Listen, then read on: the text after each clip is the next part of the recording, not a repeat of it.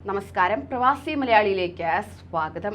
വിമാനയാത്രക്കാർക്ക് കനത്ത തിരിച്ചടി നൽകി പുതിയ പ്രഖ്യാപനം വന്നു.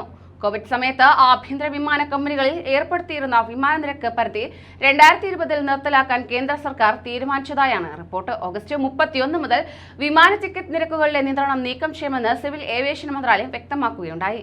ഇങ്ങനെ ദിവസേനയുള്ള ഡിമാൻഡും എയർ ടർബൈൻ ഫ്യൂവൽ വിലയും സൂക്ഷ്മമായി വിശകലനം ചെയ്തതിനു ശേഷമാണ് വിമാന നിരക്ക് ഒഴിവാക്കാനുള്ള തീരുമാനമെന്ന് വ്യോമയാന മന്ത്രി ജ്യോതിരാദിത്യ സിന്ധ്യ വ്യക്തമാക്കി.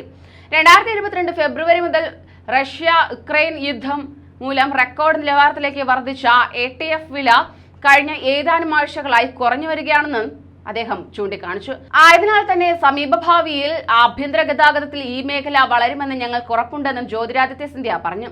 2020 വിമാനയാത്രയ്ക്കുള്ള നിയന്ത്രണങ്ങൾ ലഘൂകരിക്കുന്നതിൽ നിന്ന് ഉയർന്നുവരുന്ന ഡിമാൻഡ് കാരണം ടിക്കറ്റ് നിരക്ക് കുതിച്ചുയർന്നത് തടയാൻ ഫ്ലൈറ്റിന്റെ ദൈർഘ്യത്തെ അടിസ്ഥാനമാക്കി ഏറ്റവും കുറഞ്ഞതും കൂടിയതുമായ ബാൻഡ് ഏർപ്പെടുത്തിക്കൊണ്ട് സർക്കാർ നിരക്കുകൾ നിയന്ത്രിച്ചിരുന്നു. ടാറ്റ ഗ്രൂപ്പിന്റെയും സിംഗപ്പൂർ എയർലൈൻസിന്റെയും സംയുക്ത സംരംഭമായ IndiGo, spice jet limited, air India, Vistara എന്നിവയുൾപ്പെടെയുള്ള വിമാന കമ്പനികൾക്കും പുതിയ ആകാശ എയറിനും ആശ്വാസം പകരുന്നതാണ് എയർലൈനുകളിൽ നിന്ന് വിമാന നിരക്ക് പരിധി നീക്കം ചെയ്യാനുള്ള കേന്ദ്ര സർക്കാരിന്റെ ഈ തീരുമാനം. അതേസമയം ആഭ്യന്തര വിമാനയാത്രയിൽ ഇന്ത്യ ശക്തമായ തിരിച്ചുവരവ് കാണുന്നു. യാത്രക്കാരുടെ എണ്ണം കോവിഡിന് മുമ്പുള്ള തലങ്ങളെ സ്പർശിക്കുകയും എയർലൈനുകളുടെ വരുമാനം വർദ്ധിപ്പിക്കുകയും ചെയ്യുന്നതായും പല റിപ്പോർട്ടുകളും ചൂണ്ടിക്കാണിക്കുന്നുണ്ട്. എന്നാൽ തന്നെയും ഉയർന്ന ഇന്ധനവില അവരുടെ ലാഭം ഇല്ലാതാക്കുകയാണ് ചെയ്യുന്നത്. കോവിഡ് പ്രതിസന്ധിയിൽപ്പെട്ട കമ്പനികൾക്ക് നിരക്ക് പരിധി വെല്ലുവിളിയാണെന്ന് വിമാന കമ്പനികൾ സർക്കാരിനെ അറിയിക്കുകയും ചെയ്തു.